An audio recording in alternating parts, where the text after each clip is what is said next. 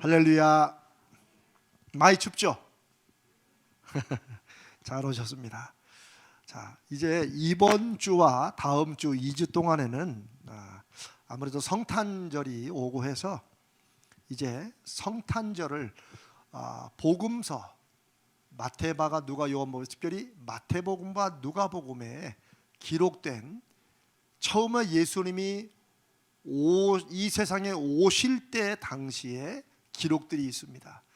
이게 지금 책으로 묶여져 가지고 뭐 그냥 우리가 성경책이니까 넘어가지만 사실은 2000년 전에 이런 하나님께서 이 땅에 사람으로 오신 그 기록들이 남아있다는 것은 사실 엄청난 일입니다.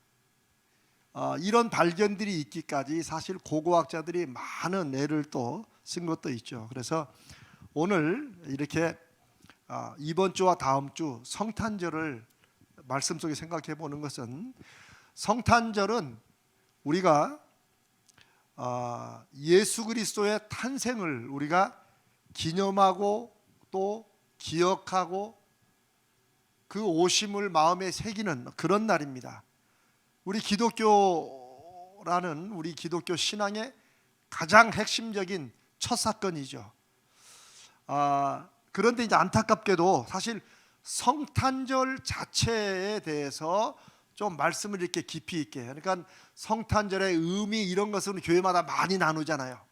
그런데 성탄이라는 곳 자체, 그 앞뒤 사건 이런 것들은 잘 교회에서 살펴보지를 않아요. 그런데 왜냐하면 이런 거룩하고 위대한 탄생과 관련된 우리가 알고 있는 몇몇 내용들이 사실은 성경 기록에 기초된 하나님 말씀에 기록된 것으로 생각하기보다는 그냥 우리가 이렇게 어디서부턴가 누군가로부터 들어가지고 이렇게 오는 그런 관습적인 전통적인 이해들이 몇몇 가지가 있습니다.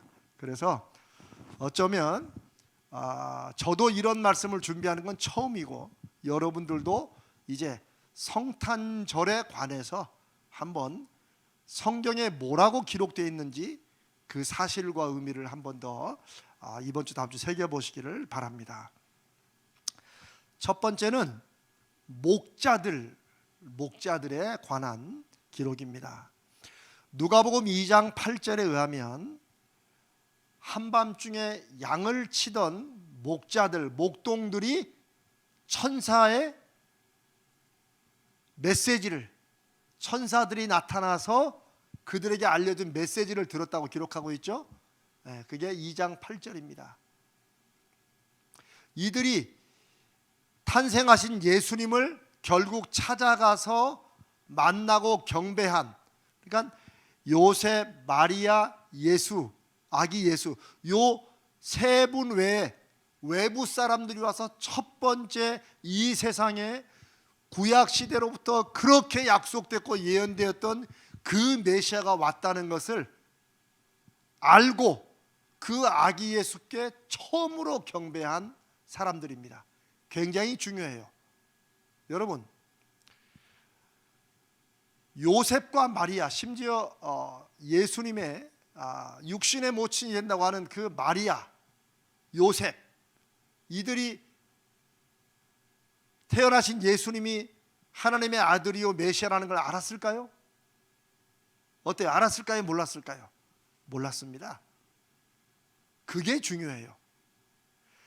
마리아는, 그리고 요셉은 똑같이 천사로부터 메시지를 들었죠. 그렇죠? 요셉에게는 어떤 메시지가 있었어요?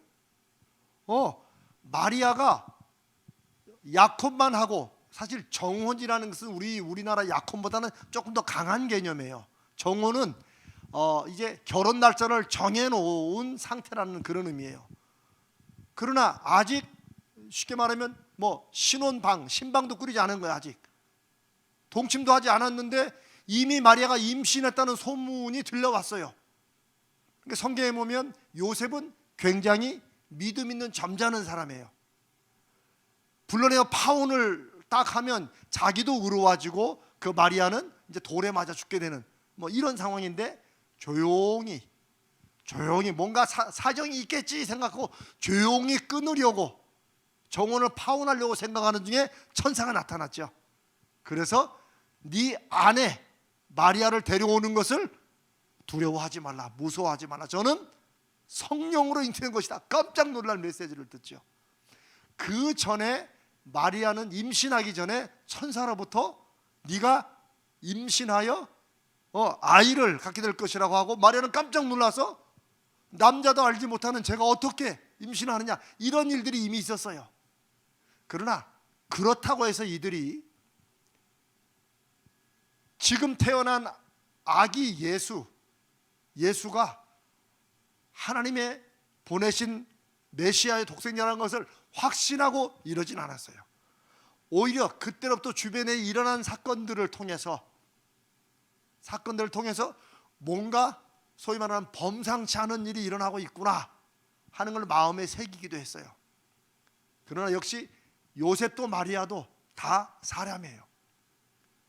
나중에 예수님이 이제 30세가 되신 다음에 복음 사역을 하러 다닐 때, 심지어 마리아는, 요셉 얘기는 안 나와요 그 후로, 심지어 마리아는 어떻게 했어요? 예수님을 잡으러 다녔어요. 찾으러. 왜? 좀 이게 좀 정신이 좀 나갔나? 뭔가 문제가 있나 싶어서 동생들과 예수를 이렇게 찾으러 다니고 이런 모습들이 보여요 사실은. 그러니까 저는 그런 마리아를 비난할 생각이 없어요. 오히려 그런 모습 속에서 나라면 어땠을까라고 생각해 보니까 저는 어쩌면 더했으면 더했을 거라 생각해요. 그러니까 우리가 하나님의 메시지를 천사로부터 들었으니까 와 대단하다 싶지만, 오늘 설교를 통해서 듣는 말씀도 다 성령께서 여러분에게 주시는 말씀이에요. 우리 눈에 보여서 뭔가 대단한 것은 아닐지 모르지만 분명히 하나님은 살아계신 영을 통하여 우리에게 말씀하신다고 그랬어요. 근데 우리는 다 설교도 좋은 말씀이야, 새로운 말씀이야 하고 핑 듣고 퐁이잖아요. 듣고 빠지잖아요. 우리도 좀 그렇게 살아가요. 그러니까 마리아에 대해서 야 이렇게 천사로부터 계시를 받고도 잊어버리냐라고 그렇게 말할 필요가 없다는 거예요. 그런 점에서 이 목자들이 15절 17절 한번 보여주세요, 김 목사님. 한번 15절 읽습니다. 시작. 천사들이 떠나 하늘로 올라가니 목자가 서로 말하되 이제 베들레헴으로 가서 주께서 우리에게 알리신 바 이 이루어진 일을 보자 하고, 지금 이 사람들이 양떼를 치고 있던 것은 사실은 양떼를 막 치는 게 아니고, 이제 우리가 뒤에 나오겠지만 이 주후 1세기 이때쯤에는요 뭐 양을 치는 이렇게 우리 있잖아요. 우리 뭐 외양간 이런 것이 따로 없었어요. 2000년 전에 그런 시설은 머릿속 생각도 없었어요. 그건 나중에 생긴 거예요. 그러니까 이들은 그냥 들판이나 이런데 대충 움막 쳐놓고 양들을 거기서 그냥 보는 거예요. 그러니까 왜 한밤중에 양을 쳤느냐? 한밤중이 아니고 그냥 이들은 하루 종일 양들과 함께 먹고 자고 하는 거예요. 이렇게 풀 뜯고 했다가 이렇게 다. 무슨 말인지 기억하시죠? 아니 왜 밤이면 외양간에 넣어놓고 이렇게 꺼내지, 그런 개념이 없었다니까요.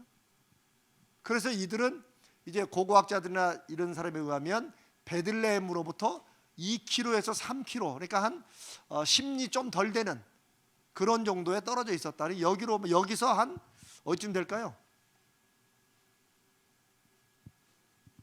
네, 하여튼 뭐 저는 이것만 잘지는 모르니까 일단 DMC역에 한 2배 정도, 3배 정도 되는 그 정도 떨어 있다진 곳으로 베들레헴으로 가는 거예요. 이제 베들레헴 근방에서 이제 양을 쳤던 거예요. 근데 이들은 분명히 천사의 그런 말을 듣고 이거 하나님이 뭔가 하신 거다, 그러니까 가서 그 일을 한번 확인해 보자 라고 갔다는 거예요. 목자들이 오히려 천사들의 말씀에 순종했다는 것을 볼 수 있죠. 그다음에 17절을 봅시다.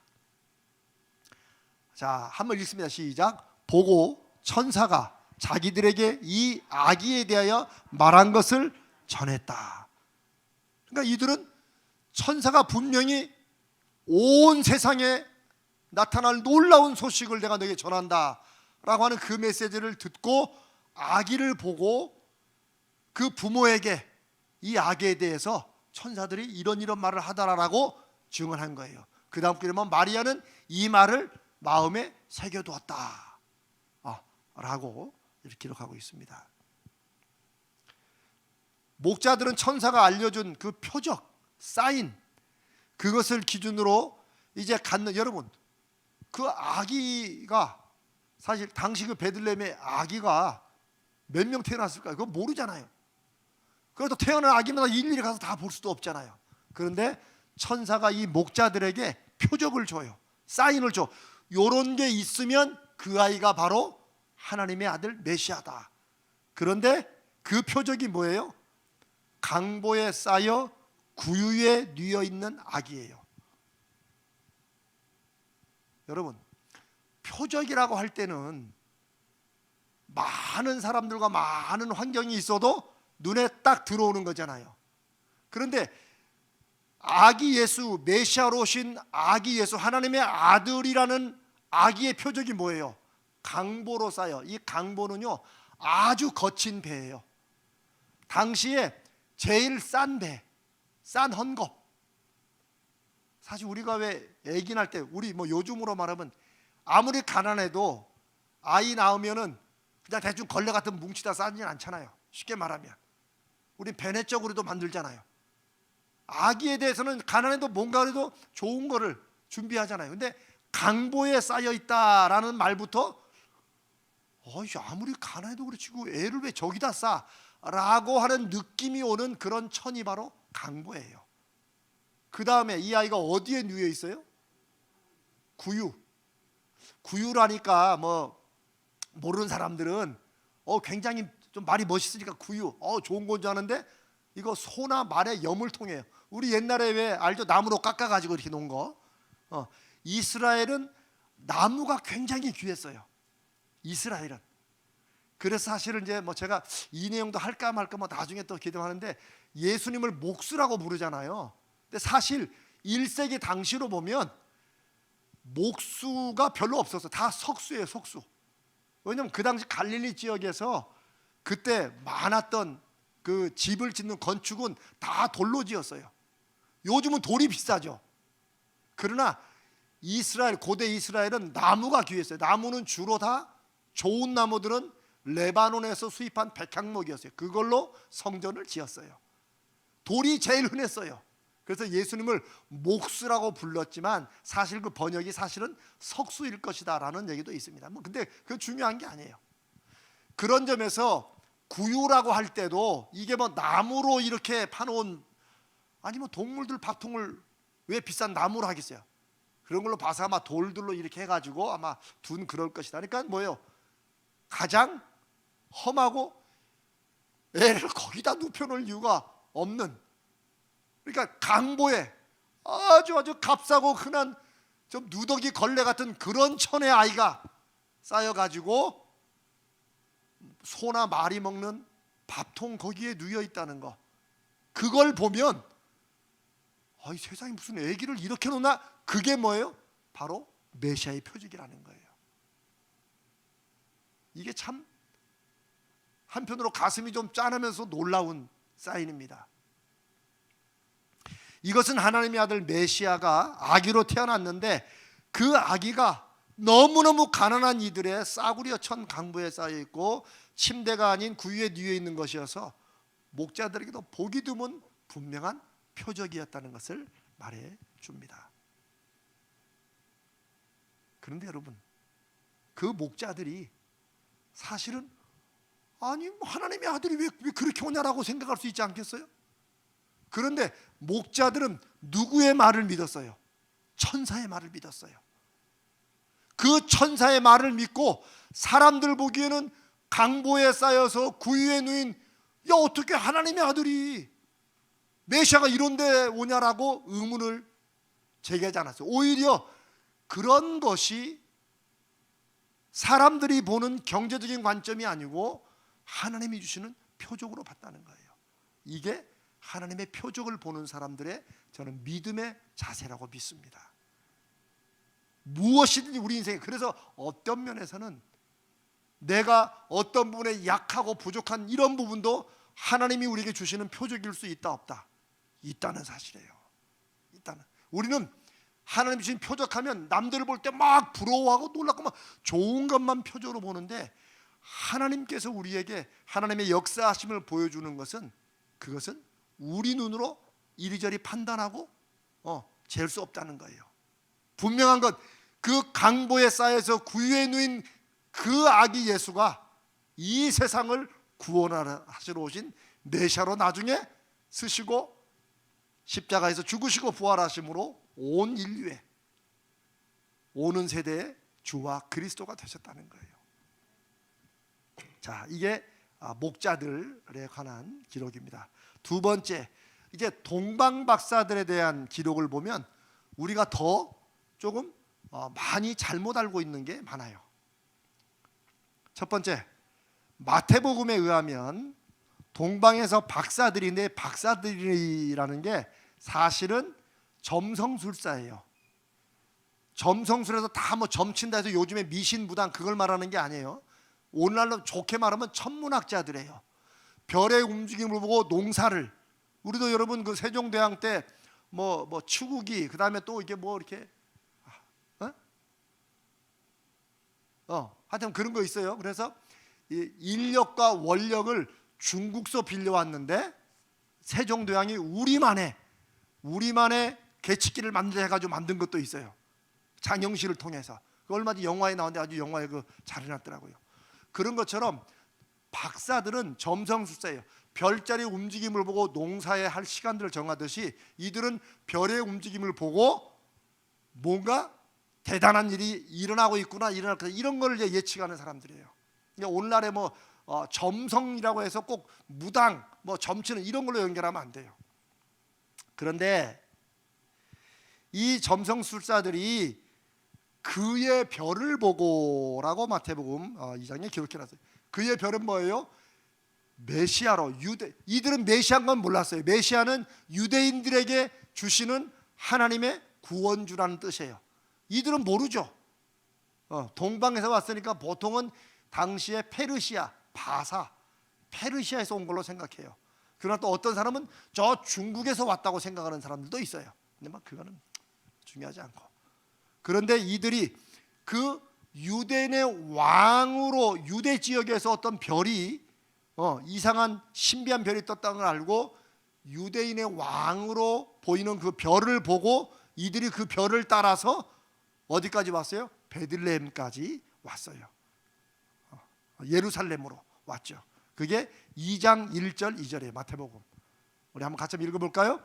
헤롯 왕 때에 예수께서 유대 베들레헴에서 나심에 동방으로부터 박사들이 예루살렘에 이르러 말하되 유대인의 왕으로 나시니가 어디 계시냐? 우리가 동방에서 그의 별을 보고 그에게 경배하러 왔노라 하니. 보통 동방박사를 몇 사람으로 알아요?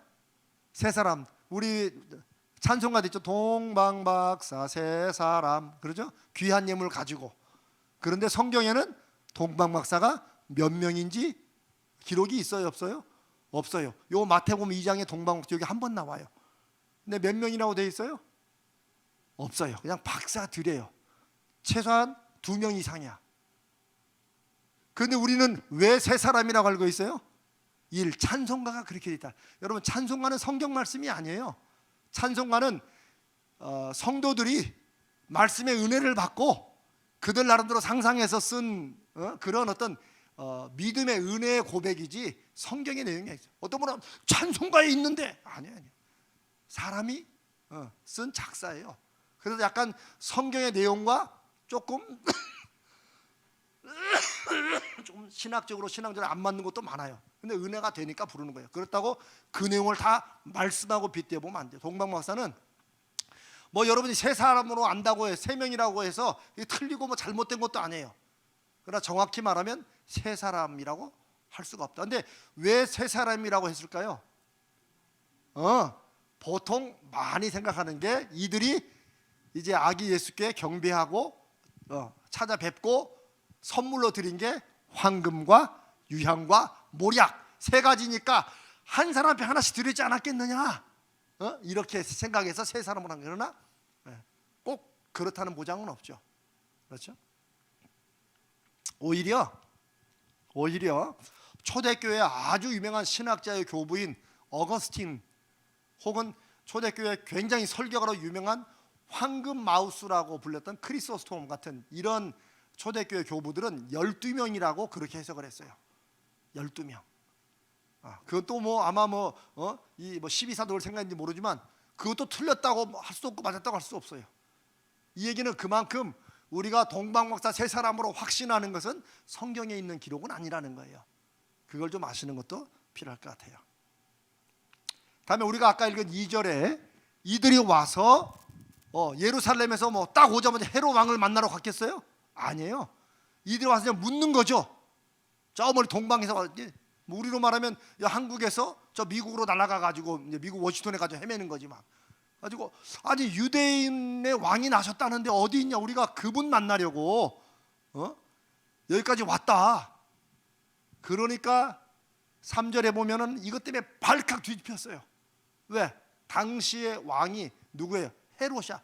헤롯은 아주 잔인한 왕이었어요.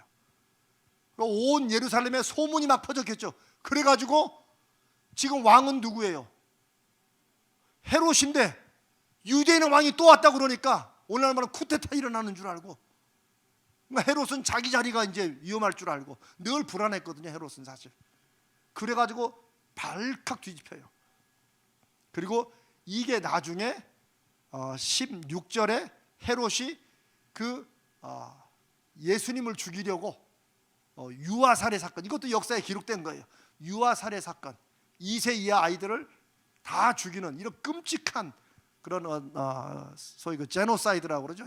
그 사륙, 이 사륙의 빌미가 돼요. 16절 한번 읽어볼까요? 이에 헤롯이 박사들에게 속은 줄 알고 심히 노하여 사람들을 보내어 베들레헴과 그 모든 지경 안에 있는 사내 아이를 박사들에게 자세히 알아본 그때를 기준하여 2살부터 그 아래로 다 죽였다. 이것은 이제 나중에 여러분 내용에 보면 박사들이 예수님을 만나고 나서 천사들이 그러죠. 박사들 헤롯에게 가지 말고, 원래 헤롯은 뭐라고 그래요? 가서 보고 알려주면 자기도 경배하겠다. 근데 경배하겠어요? 죽이려고 그러는 거지 다. 그러니까 박사들은 몰랐는데 천사가 그걸 알려준 거죠.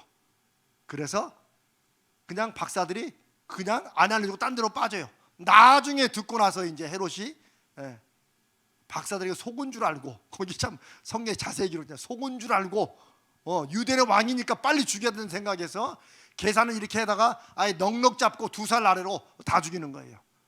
그러니까 2살 아래로 잡았다는 것은 박사들이 예수님을 만나는 때와 이런 것이 조금 바로 딱 쉽게 말하면 태어난 지 얼마 안 된 이런 것은 아니었다는 것을 우리가 짐작할 수 있어요. 왜냐하면 그 다음에 동방 박사들이 예수님을 방문한 시기 문제가, 우리는 이제 성화라든가 크리스마스 엽서에 보면 목자들하고 동방 박사 같이 서 있잖아요. 이렇게 동방 박사는 뭐 쓰고 있어? 머리에 왕관 쓰고 있어요. 그냥 모르지, 그 사람들이 이렇게 딱 이제 숨기고 왔다가 왕관을 쓰는지 모르지만 하나의 표시지. 그런데 목자들과 동방 박사가 함께 서 있는 것은 아니에요. 시간상으로 안 맞아요. 이제 그 얘기를 하려고 그러는 거예요. 그런데 이 영아살해 사건은 우리에게 어떤 메시지를 주냐면, 예수님은 분명히 이 세상에 왕으로 오셨어요. 그거 분명해요. 그런데 예수님이 어떤 왕이냐라는 점에 대해서 당시의 정치인들과 심지어 빌라도도 예수님이 잡혔을 때 처음 물어본 질문이 뭐예요? 네가 유대인의 왕이냐 물어봤어요. 그리고 예수님의 제자들도 예수님을 왕이라고 하니까 이들이 기대했던 건 뭐예요? 로마를 이제 몰아내고 예수님이 왕 되면 누가 이제 영의정 좌의정 우의정 하느냐? 이게 예수님이 3년, 길지 않고 3년을 사역하는데 어렸을 때, 처음 태어났을 때부터 유대인의 왕으로 오신 예수님에 대해서 해석이 달라가지고 예수님을 죽이려고 하는 이런 사건이 마지막까지 이어져서 결국은 로마인들에게 소동케 하는, 로마 황제를 위협하고 대적하는 이런 죄명을 뒤집어 쓰고 예수님이 십자가에 죽으셨다는 거예요. 인간 역사에는 그렇게 기록되어 있어요. 근데 오늘날 우리도 마찬가지예요. 예수님을 누구로 보느냐? 내 인생의 문제와 어려움들을 해결해 주실 그런 분으로 이해하는 것도 감사해요. 맞아요. 그러나 그게 전부면 예수님이 실제 이 세상에 오신 세상의 왕이시지만 예수님은 분명히 그랬어요. 내 나라는 이 땅에 속한 게 아니라고 그랬어요. 이 세상에서 천국을 건설하고 파라다이스를 건설하는 게 예수님의 뜻도 아니었고 예수 믿는 우리들이 할 것도 아니에요. 이 세상은 우리가 열심히 믿음으로 살지만 이 세상에서 뭘 맛봐요? 하나님과 함께하는, 하나님과 동행하는 그 새로운 하나님 나라를 우리가 경험하고 맛보는 거예요. 에녹처럼 이 땅에 살지만 하나님과 동행하는, 이미 영생과 천국을 여기 사는 거예요. 그러다가 이 땅에서 삶이 마치는 순간에 아버지와 영원한 천국의 삶을 누리는 거죠. 이 갈등이 예수님이 태어났을 때부터, 헤롯이 가졌던 오해로부터 오늘날 믿는 사람들도 아유, 예수 믿으면 뭐 안 좋을 게 뭐 있어, 기도를 통해서 자기가 원하는 것만 이루는 것으로 예수님의 은혜를 전부로 생각하니까 우리에게도 여전히 베드로와 요한과 이런 사람들의 주께서 이스라엘을 회복할 때가 이때입니까? 드디어 이제 내 기도가 응답돼 이 땅에서 뭔가 한번 잡아보는, 이런 식으로 여전히 예수님을 자기 인생의 꿈을 이루는 수단으로만 생각하는 이런 믿음이, 이런 잘못된 믿음이 예수님이 태어났을 때나 지금도 앞으로도 계속될 것이다. 그러나 우리는 예수님이 우리의 기도, 우리가 간절히 바라는 것을 여러분 들어주십니까? 안 들어주십니까? 들어주십니다. 근데 그건 뭐예요? 우리에게는 하나님의 표적이 돼야 되는 거예요. 아멘. 그래서 모든 기도 응답을 표적으로 봐야 되고 표적을 주시라고 기도해야 돼요. 저도 수없이 많은 기도 응답을 받았지만 하나님이 역사하신다는 표적으로 확증받지 못하니까 응답은 응답이고 여전히 하나님은 내 인생에서 내 삶의 주인과 내가 이 생을 다르게 생각하고 다른 목적으로 살아야 될 이유가 안 됐었어요. 오랜 동안. 그걸 말씀하는 거예요. 그래서 표적을 구해야 돼요. 무엇이든지 하나님이 나와 함께 하시고 나를 통해 하나님의 살아계심을 증거하기를 원하시는 표적, 사인을 구해야 돼요. 아멘. 그 사인을 중심으로 가면 내가 바라고 원하는 그 일이 지금 안 이루어져도 합력하여 선을 이루시는 하나님의 능력과 손길로 그 표적과 열매를 볼 수 있어요. 그런 기도에 이 확신을 가져야 돼요. 그래서 제가 제자 훈련 때 그런 말씀도 드렸잖아요. 우리가 하나님께 기도하는 모든 것은 다 예스다, 다 응답된다는 거예요. 안 주시는 게 없다는 거예요. 다만 내가 원하는 그것만 응답이라고 보는 것, 이 마음을 내려놔야 돼요. 나보다 하나님이 나를 더 잘하시고 하나님의 모든 걸 합력하여 선을 이루시는 그런 지혜와 능력이 하나님이심을 믿으면 내가 구하는 게 이거 아니더라도 더 바르고 크고 역사하시는 그런 것을 보여주시는 것을 믿어야 돼요. 아멘. 자, 그 다음에 이제 네 번째, 동방 박사들이 예수님을 방문하고 만났던 그 시기를 봅니다. 헤롯은 완전히 잘못 파악했어요. 그러나 사실은 때는 조때 2살 이하로 다 죽였으니까 예수님도 예루살렘에 계셨으면 분명히 살해당했을 거예요. 그런데 이미 마태복음에 의하면 13장에 의하면, 거기 마태복음 13장 나오나요? 저기 앞에 있습니다. 한번 읽습니다. 시작. 그들이 떠난 후에 주의 사자가 요셉에게 현몽하여 이르되 헤롯이 아기를 찾아 죽이려 하니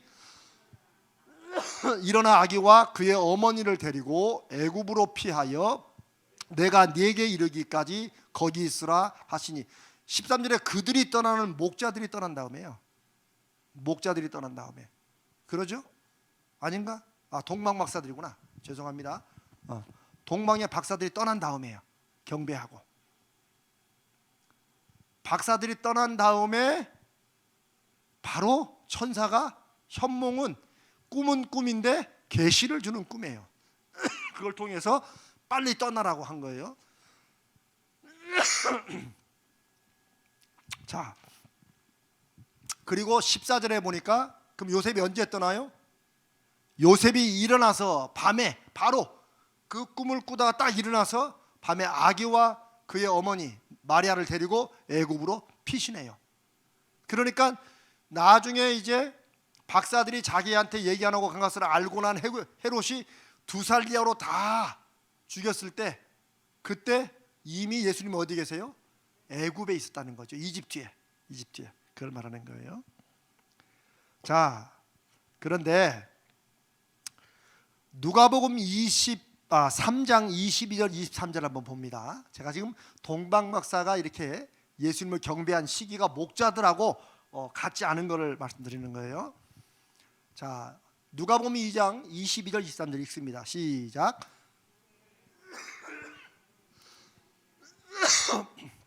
올라가니 이는 주의 율법에 쓴 바 첫 해에 처음 난 남자마다 주의 거룩한 자라 하리라 한 대로 아기를 주께 드리고. 누가복음에는 목자들의 얘기가 기록되어 있어요. 마태복음에는 동방박사 얘기가 기록되어 있고요. 그러니까 누가복음 2장에 의하면 2장 앞절에는 목자들이 예수님을 경배하고 가잖아요. 그렇죠? 목자들이 예수님을 경배한 그 밤은 아마 막 태어난 첫날이거나 늦어도 둘째 날일 거예요. 왜냐하면 태어난 지 바로 갔으니까. 그래서 첫날로 많이 봅니다. 그 다음에 그렇게 첫날이 되고 나서 만약에 바로 동방박사도 그날 같이 왔다면은, 시간차로 같이 왔다면은, 그러면 모세의 법대로 정결예식의 날이, 정결예식은 보통 아이가 태어난 지 33일째예요. 30일, 33일째에 이제 우리 여자들이 몸 풀고 난 이제 우리 보통 몸 푸는 거 한 달쯤 하나요? 우리 언제 하죠? 아이 낳으면 보통 몇 주 동안 하죠? 한 달 정도 하잖아요, 보통. 그러니까 그게 비슷해요, 그런 게. 저는 애를 안 낳아가지고, 와이프가 낳아가지고 기억이 잘 안 나요. 그걸 생각하면 그때도 이제 여성들이 몸을 풀고 몸이 좀 추스러지고 이렇게 날 때쯤에서 첫 해에서, 그러니까 첫 번째 아이를 낳은 그 남자아이는 성전에 들어가서 제사장에게 이제 아이를 이렇게 보이고, 그래서 이렇게 정결하게 하는 예식, 우리 집안에 첫 아들이 태어났다는 것을 알리고 기도하고 예물 드리고 하는 이런 예식이 있어요. 그러니까 당연히 마리아하고 요셉도 그걸 뒤였겠죠. 그러니까 보세요.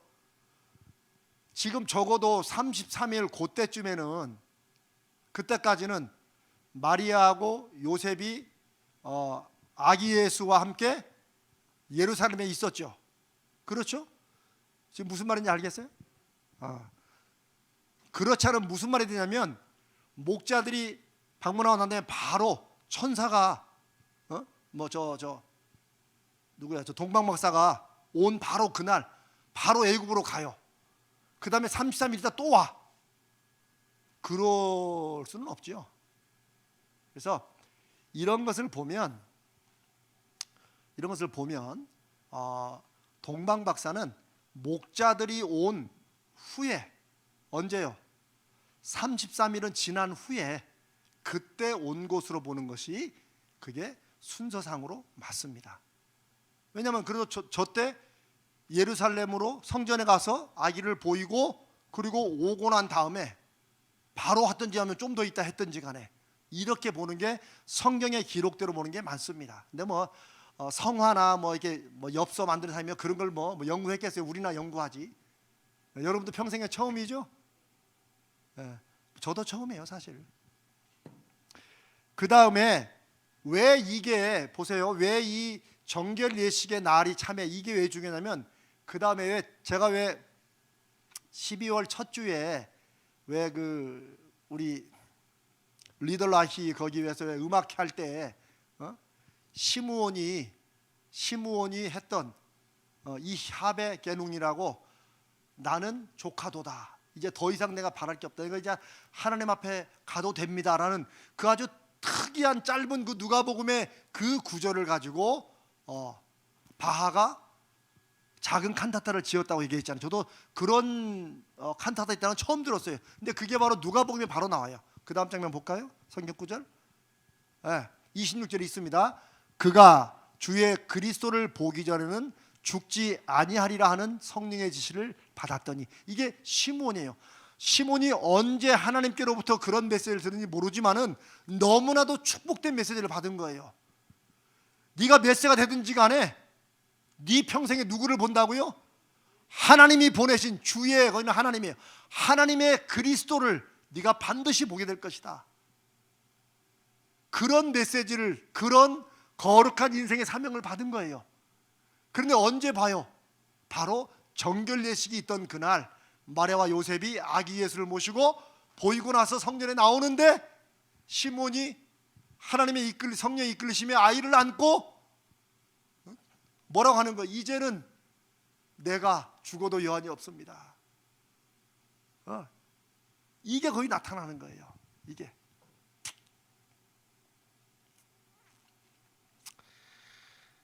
참 저는 이런 말씀을 드리면서 하나님, 저도 우리들도 우리 인생에 네가 이것을 보기 전까지는 너 세상 너 안 떠난다, 이런 좀 약속의 메시지를 좀 사인으로 하나씩 줬으면 좋겠다 하는 마음이 있습니다. 여러분 어떠십니까? 조금자 권사님, 그러면 좋죠. 아니 뭐라도 네가 네 자녀가 이렇게 되기 전까지는 결코 떠나지 않는다. 즉 네가 네 평생에 그건 반드시 보고 떠난다 그러면 그 얼마나 좋겠어요. 그래서 저는 하나님 앞에 이걸 준비하다, 하나님, 우리 교회 여호와 삼마의 비전을 하나님이 저에게 주셨다고 저는 그걸 믿고 성도라고 이 말씀을 나누는데, 네가 여호와 삼마의 증거를 보기 전까지는 이 세상을 안 떠날 것이다.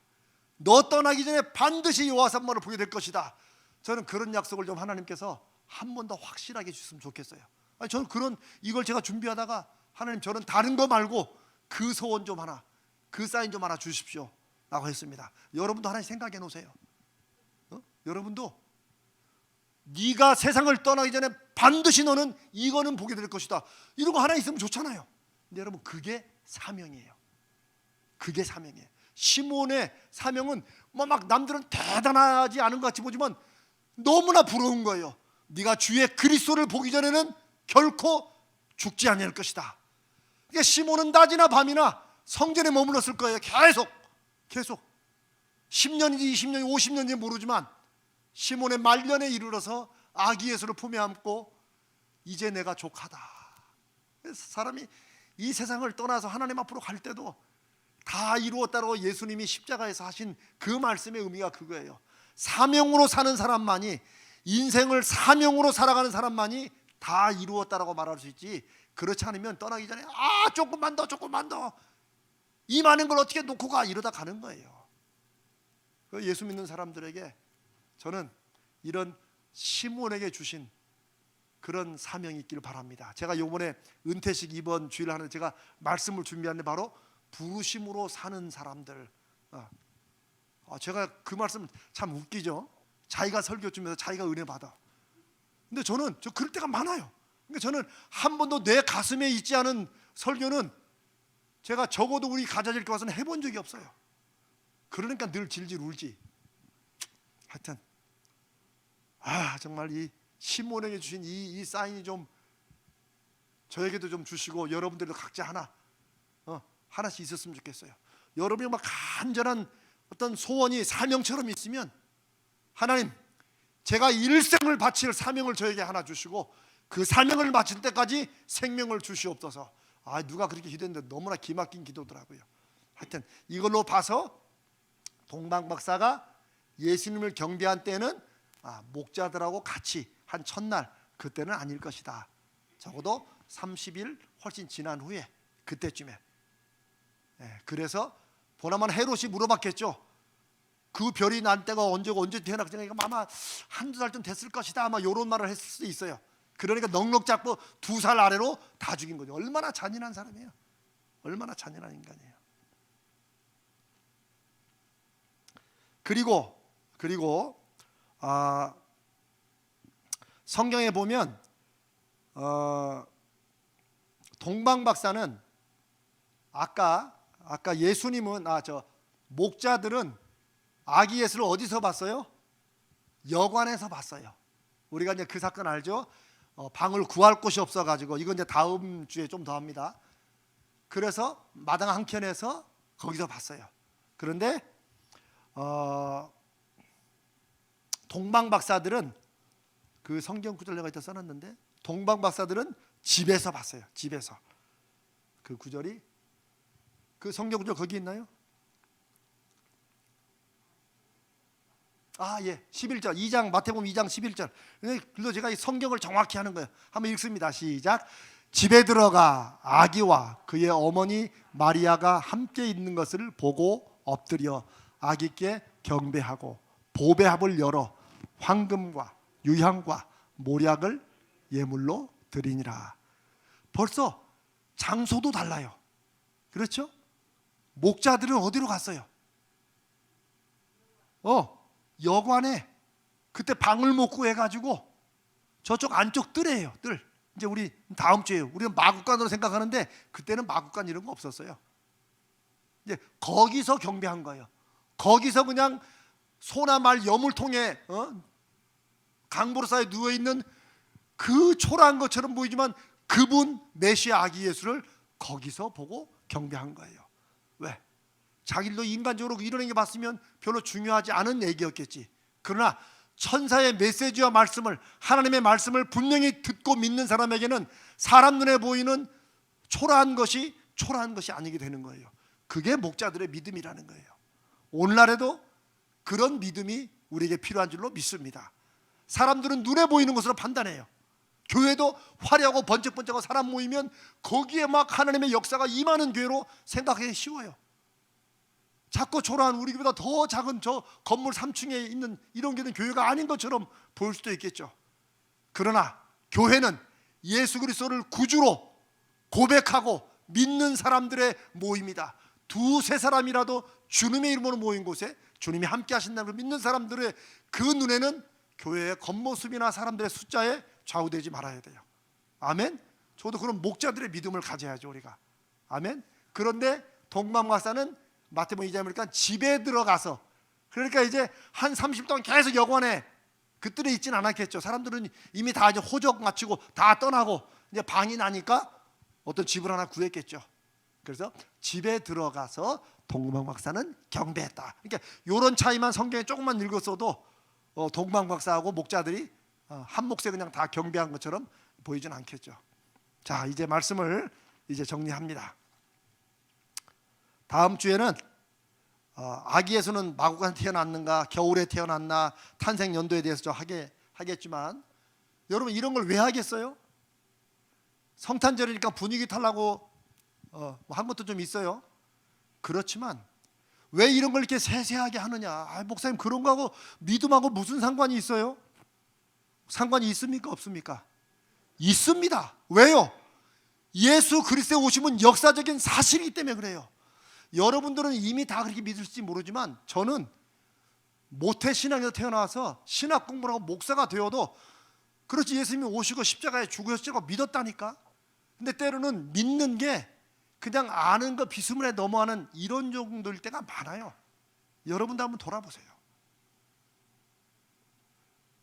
여러분 단군 신화 알죠? 단군이 누구로부터 태어났어요?